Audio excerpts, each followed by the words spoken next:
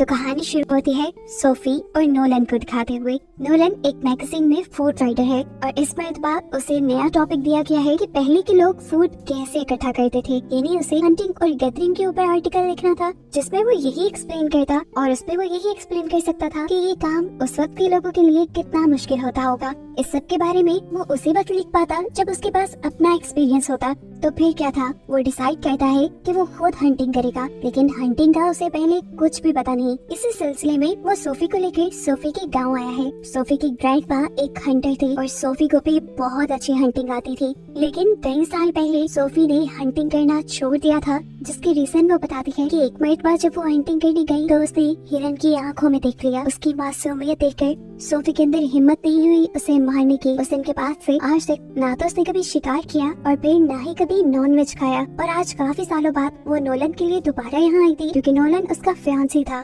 शिकार करने के लिए तो दिल उसका अभी भी नहीं मानता, लेकिन नोलन की हेल्प करने के लिए वो अपने बचपन के दोस्त काइल को बुला लेती है। काइल पहले नोलन को तीर चलाना सिखाता है। नोलन सीख तो रहा था, लेकिन तीर चलाकर शिकार करने के लिए बहुत प्रैक्टिस की जरूरत होती है और इन्हें तो शिकार अगली सुबह करना था, इसीलिए काइल उसे राइफल चलाना सिखाता है, जिससे नोलन जल्दी अच्छे निशाने लगाने लगा था। प्रैक्टिस के दौरान काइल और नोलन की काफी बातें हुई, लेकिन काइल का टॉपिक सिर्फ एक ही था कि सोफी उसकी बचपन की दोस्त है, उसके लिए बहुत इंपॉर्टेंट है, उसका बहुत ख्याल रखती है, वगैरह वगैरह। और इस चीज से नोलन बहुत ज्यादा चिढ़ चुका था, क्योंकि सोफी उसकी फियांसी थी और जब कोई दूसरा उसके बारे में ऐसी बातें कर रहा था तो उसे बिल्कुल बर्दाश्त नहीं हुआ। सोफी भी जो काफी टाइम बाद काइल से मिल रही थी, वो भी नोलन को छोड़कर काइल को इम्पोर्टेंस देना शुरू कर देती है और इस चीज से नोलन शदीद चिढ़ जाता है और नाराज होकर कमरे में चला जाता है। उसका ये बिहेवियर सोफी ने नोटिस कर लिया था। वो उसके पीछे जब जाती है तो नोलन उसे ही डांट देता है कि काइल अकेला क्यों आया है, वो अपनी गर्लफ्रेंड को बुला सकता था, उसकी वजह से हमारा ये ट्रिप खराब हो रहा है। देखो नोलन, तुम्हारी वजह से काइल यहाँ आया है, अगर तुम भी उसके पास नहीं जाकर बैठोगे तो क्या फायदा इस सारे ट्रिप का। नोलन को भी अपनी गलती का एहसास हो गया था, इसलिए वो बाहर जाकर सोफी से माफी मांग लेता है। इससे पहले कि कोई दूसरी बात कर लेते, काइल भी इनके पास आ गया और नोलन एक और मरतबा वहाँ से चला गया। यहाँ पर काइल ने सोफी को बताया कि उसका ब्रेकअप हो गया है। उसके बिहेवियर से साफ जाहिर था कि वो सारी बातें सोफी से इसलिए कर रहा है क्योंकि वो सोफी को पसंद करता है और नोलन उसका ये सारा बिहेवियर समझ रहा था। काइल अब सोफी को नोलन के खिलाफ थोड़ा थोड़ा भड़काने भी लगा था, ऐसे जैसे उसे नोलन सोफी के लायक न लगा हो, और इस वजह से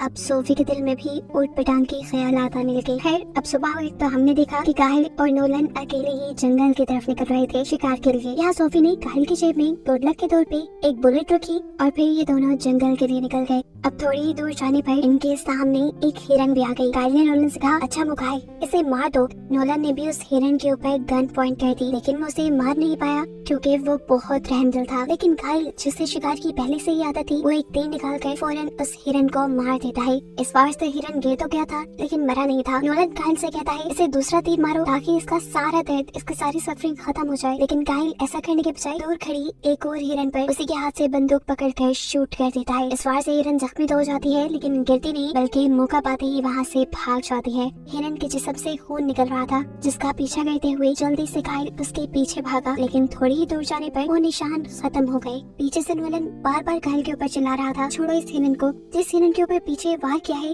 पहले उसे जाकर मार दिए ताकि उसकी सफरिंग खत्म हो जाए। एक तरफ हिरन के भागने और दूसरी तरफ नोलन के शोर में जाने की वजह से काइल बुरी तरह फ्रस्ट्रेट हो गया था। अब वो नोलन के पीछे ही जाता है उस हिरन को मारने के लिए। तो यहाँ जाकर ये लोग शौक रह जाते हैं क्योंकि एक भेड़िया उनके सामने उनके शिकार किए हुए हिरन को खा रहा था। काइल को इन सब चीजों की आदत थी, वो यहाँ पे स्टिल खड़ा हो जाता है, जबकि नोलन के तो डर के मारे पसीने छूट गए थे। वो यहाँ से भागना चाहता था, लेकिन काइल उसे कहता है, रुक जाओ, बिल्कुल सीधे खड़े रहो, जमकर हिलने की कोशिश की तो मारे जाओगे। खुद भी काइल सीधे खड़े रहते हुए अपने पीछे से गन निकालने की कोशिश कर रहा था, लेकिन गन उसकी पिछली पॉकेट में फंस गई थी। नोलन से रहा नहीं गया और उसने जल्दी से पीछे मुड़कर काइल के गन को फ्री कर दिया और उस टहलते ही भेड़िए ने उसके ऊपर हमला कर दिया। काइल बिना वक्त जाए किए उस भेड़िए के ऊपर शूट तो करता है, लेकिन उस वक्त भेड़िए ने नोलन को काफी जख्मी कर दिया था। यहाँ दो और भेड़िए भी आ चुके थे, जिनमें से एक के ऊपर काइल शूट करके उन दोनों को वहाँ से भगा देता है, जिसमें नोलन चीख चीख कर अब काइल काइल पुकार रहा था और काइल को तो उसकी हालत देखकर ही शौक लग चुका था।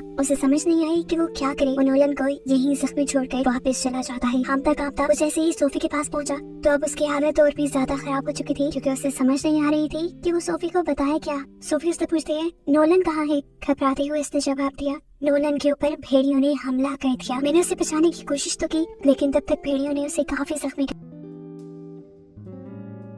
दिया था। सोफी की आंखें फटी की फटी रह गईं। उसे काइल पे यकीन नहीं हो रहा था। वो काइल से पूछती है, नोलन जिंदा भी है या मर गया? काइल कहता है, पता नहीं, मैं उसे वही छोड़ाया। अब नोलन को बचाने के लिए वो करीब से अपना कुछ जरूरी सामान उठाती है और नोलन को बचाने के लिए जंगल की तरफ निकल जाती है। अब क्योंकि सोफी ये नहीं जानती थी कि काइल और नोलन के साथ वो हादसा कहाँ पे हुआ, इसलिए काइल उसके साथ जाता है। जब तक ये लोग जंगल के उस पॉइंट पे पहुंचे तो वहाँ जाके इनके होश उड़ गए कि नोलन वहाँ नहीं था। फ्लैशबैक में दिखाया जाता है असल में नोलन खुद अपनी जान बचाने के लिए आहिस्ता आहिस्ता चलते हुए वहाँ से दूर निकल आया था। बाइक चलाते हुए सोफी अब वहाँ पे भी पहुँच जाती है जहाँ पर इन लोगों ने हिरन का शिकार किया था। इस हिरन को मरा हुआ देखकर सोफी को लगा कि काइल उससे झूठ बोल रहा है। काइल ने बोला था कि वो लोग शिकार कर ही नहीं पाए। अब सोफी को उसके झूठ की वजह से ये लग रहा था कि शायद खुद ही काइल ने नोलन की जेलसी में उसे मार डाला। उसे भी सोफी उसके ऊपर चिल्लाने लग जाती है और बोलती है, बताओ कहाँ है नोलन? तुमने उसे मारा है ना? तो भी उससे जेलस हो रहे थे और नोलन ने मुझे बताया कि रात में तुम्हारी और नोलन की बहस हुई थी मुझे लेकर। तुमने मारा है उसे तो मुझे बता दो। इतनी सारी बातें करने के बाद काइल अपनी सफाई देने के बजाय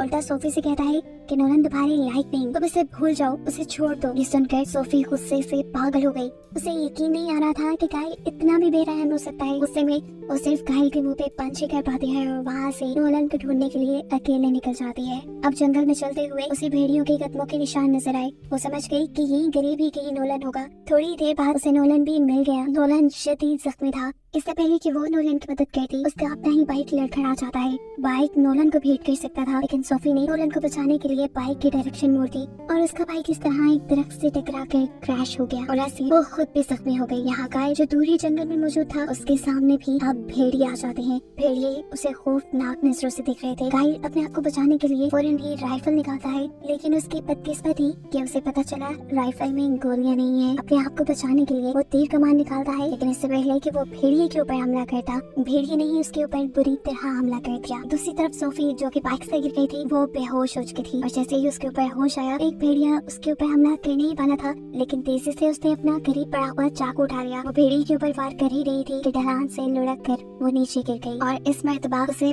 बहुत बुरी चोट आई थी। उसका हाथ पूरी तरह टूटकर मुड़ चुका था। उसके पास इस वक्त सिर्फ तीर कमान थे अपने आप को इन भेड़ियों से बचाने के लिए, लेकिन दायां हाथ टूटने की वजह से वो तीर कमान चला भी नहीं सकती थी। वो यही सब सोच रही थी कि उसके सामने एक और भेड़िया आ गया। वो हिम्मत करती है और अपने हाथ को खुद ही सीधा करते हुए तीर कमान चलाती है, लेकिन टूटा हाथ होने की वजह से निशाना सही नहीं लगता और भेड़िया उसके बहुत करीब आ जाता है। तभी वो नीचे से एक तीर उठाकर भेड़िए के अंदर स्टैब कर देती है और उससे बच जाती है। मुश्किल से हिम्मत करते हुए अब वो जंगल के किनारे तक आई, जहाँ आकर उसने देखा कि नोलन खुद ही अपनी मदद करते हुए यहाँ तक आ गया था। वो नोलन को सहारा देकर उठाती है और अपनी गाड़ी की तरफ लेकर चलती है, जो काइल उसके साथ लेकर यहाँ आया था। ये लोग जब उस गाड़ी के पास पहुँचे तो काइल को देखकर शॉक हो गई, क्योंकि भेड़ियों ने उसका बुरा हाल कर दिया था। उसका आधा मुंह तक भेड़ियों ने खा लिया था और वो मर चुका था। ये देखकर सोफी को रोना तो बहुत आता है, लेकिन वो यहाँ रुक नहीं सकती थी क्योंकि खतरा भेड़ियों का भी टला नहीं था। वो नीचे से फ्यूल कैन उठाती है और गाड़ी में फ्यूल भरते हुए वो नोलन को गाड़ी में बिठाकर यहाँ से ले जाती है और इसी के साथ ही कहानी यही खत्म हो जाती है।